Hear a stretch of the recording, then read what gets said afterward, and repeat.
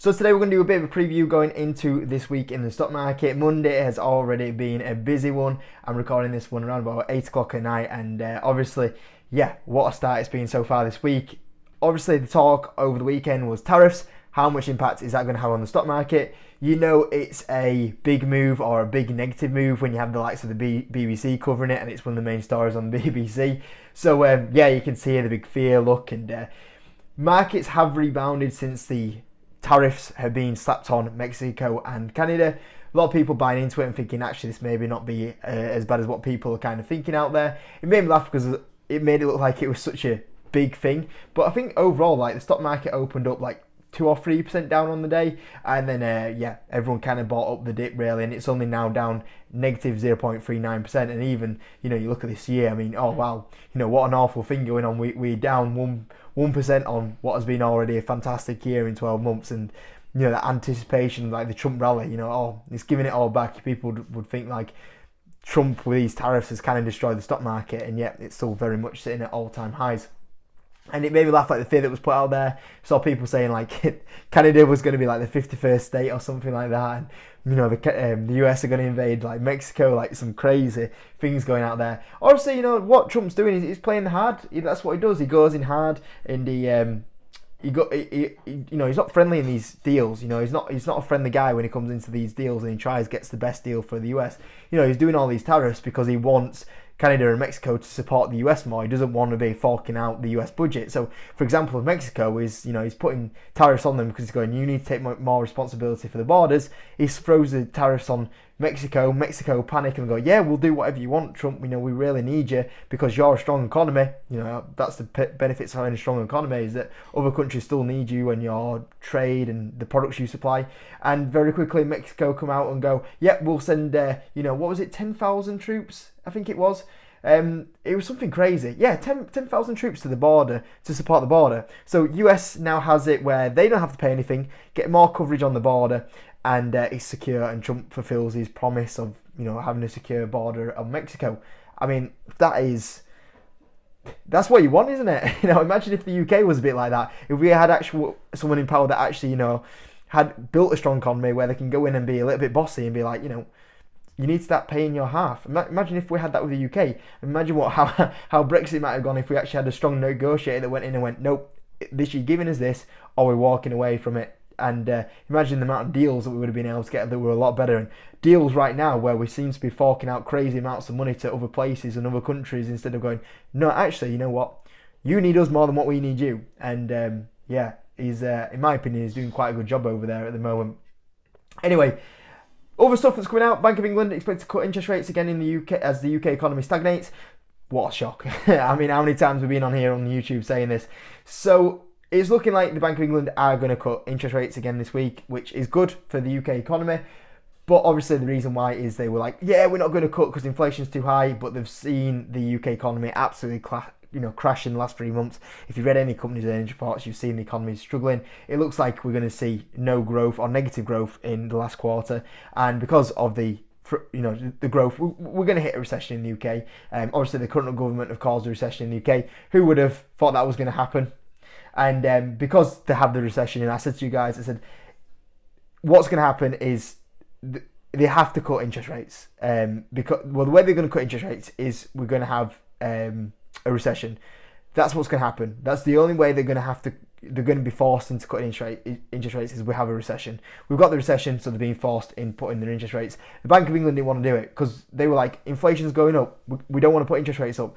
But eventually, when the economy's deteriorated as much as what you have done, they have to do it. And I said on YouTube, I said, that's what's going to most likely happen.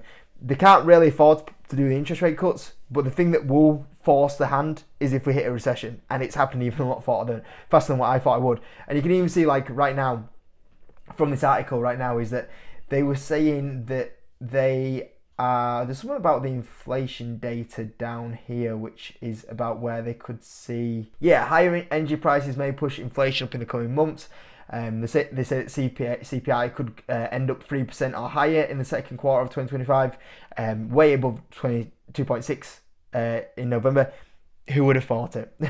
I mean, how many times did they say inflation is going to go sky high on this YouTube channel because of some of the impacts that this UK government are putting in? I said it's going to go above 3.2 I believe it was, I said. And, there you go. How is a guy that is in this room being able to predict these forecasts, quicker than the government, quicker than the Bank of England? It's absolutely bonkers to me, but that's where we're at. Anyway, getting some stock news. Earnings wise, not much on the UK that I'm really interested on here from Investment Bites. If you do want this chart, go give them a follow on Twitter.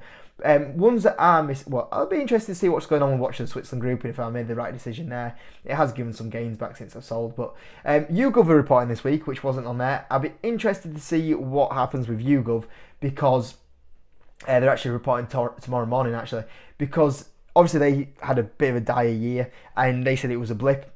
I want to kind of see, is it a blip or actually is this not looking good? Because if it's a blip, I could be tempted to go buy some more shares. If it's actually something that's a bit more longer lasting with the likes of the competition aspect, I might have to walk away from that position. So I'm interested to see what happens with that one tomorrow morning. Other one is Gaming Realms. Probably one of my favourite UK companies, but when it comes to giving information out and doing quarterly reports, well, they don't do quarterly reports, they do semi-reports, semi-yearly reports. Yeah, terrible. The information they put out is terrible. So they could really do with boosting up their investor relation team. Now, I think they were going to report at some point because last time they did a trading update. Where is it at? So they did a pre-close trading update on the 5th of February, which obviously would be this week if they were to do another update. So there's no information out there if they are going to do one, which once again, why haven't they got a financial calendar on here? Why they're not more clear about the updates? Why don't they do more regular updates? The investor team could be a lot better at Gaming Realms, but it'd be good to see more information from them guys if everything is on track as it should be. So keep an eye out for that one. That one may come, but we don't know. On the US side, yeah, busy one. Tyson Foods reporting. Palantir after the bell. I mean, they have some tough numbers to beat. You probably, by the time you see this video, you'll know the outcome of the numbers. EPS, slight decent increase in the EPS, 28% revenue growth. So yeah, the tough numbers. They could hit it for sure, but they need to hit it at the valuation they're currently at. So we'll see what happens. You guys will know the outcome of that. PayPal on Tuesday morning. We'll see. PayPal, this is a big one for me because when I bought PayPal, I wanted more growth from this. I wanted more than 3% revenue growth. So depending on, and 5% next year, they can't go to like a 25, 30 times earnings is what I kind of thought when I bought this company at 5% revenue growth. They need to get to like 8, 9, 10% revenue growth. So yeah, at the moment, if they currently do this growth, there's not much upside in my opinion. So depending on this one, I could be quite tempted to kind of walk away from the position. We'll see what happens there. We've got Spotify that reporting, Ferrari, Pfizer. Pfizer's interesting. It's a space that makes me nervous, but I've got to say, if you're not buying Pfizer right now, I don't think you're ever going to buy it. You got PepsiCo reporting. They're on a dip at the moment. If that could push down another 10% on their earnings, that could be a really interesting opportunity. Estee Lauder are going to be reporting. AMD's a big one. If they hit the numbers they're supposed to do in this quarter, which is EPS from 0.77 up to 1.09 and revenue growth of 22%, I think the stock is going to fly, and what I've been buying would be proven to do very well. What would be perfect if they hit these numbers but yet the stocks get sent down by the market. That would be a really interesting opportunity because then I'd be able to come in and buy some more shares with a lot more confidence. So yeah, that is probably one of the most anticipated one for me this week. Google reporting, Snapchat reporting, AAA. Enphase is interesting. I could come a shareholder of Enphase this week depending on what happens. They are expected to go from EPS of 0.54 up to 0.75.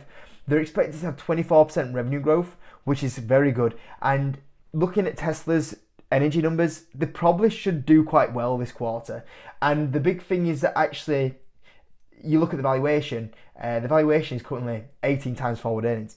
18 times forward earnings for this growth would be very good. Now, the only thing that why I'm not jumping in just yet is because if you look at the last earnings, they actually had revenue of negative 30% growth. So, and they had a big miss on EPS. So that's why I'm not jumping in before the earnings, because they have to show to me that they can hit these numbers. If they do hit these numbers, or even if they beat these numbers, I could come a shareholder of Enphase this week, but I'm not sure because this is a big ask. But if they hit, I'll be very interested in that one for sure. And that's it on the Tuesday. Wednesday, Uber's one to keep an eye on. I would like it a little cheaper than where it is at right now, 28 forward times earnings, but you know, if it's on a bit of a downtrend at the moment, if it can keep going lower, that could be a really interesting opportunity. So keep an eye on that one. Disney, they've been doing some solid earnings this week, the last few quarters as well, since the CEO change, which is good to see. We'll see what happened on there. After close, Ford, Qualcomm, ARM, Align, not too much I'm kind of interested in on there. Thursday, same again, not much on the morning. On the close, Amazon, I know a lot of you guys are big Amazon shareholders. Alpha reporting Cloudflare, Affirm, Fortinet, Pinterest are reporting. That's always a volatile one, so Snapchat. So yeah, we'll keep an eye on that one. And then not much on Friday. Normally we get DraftKings, but that's not reporting this week. I think it's actually next week, which is a bit of a surprise. And also no Hims and Hers. I think they're normally this week, and I've actually not seen a confirmed date of when they're actually reporting yet. So yeah, a little bit quiet from them two point of view, but I'm kind of glad they're not reporting this week, because there's going to be enough to kind of go through here already. So yeah, it's going to be an interesting one this week for sure. So get ready, and we'll see what happens in the stock market. I'm sure we'll be making a few videos on some of these stocks that report earnings anyway. Thanks for watching, guys. See you in a bit.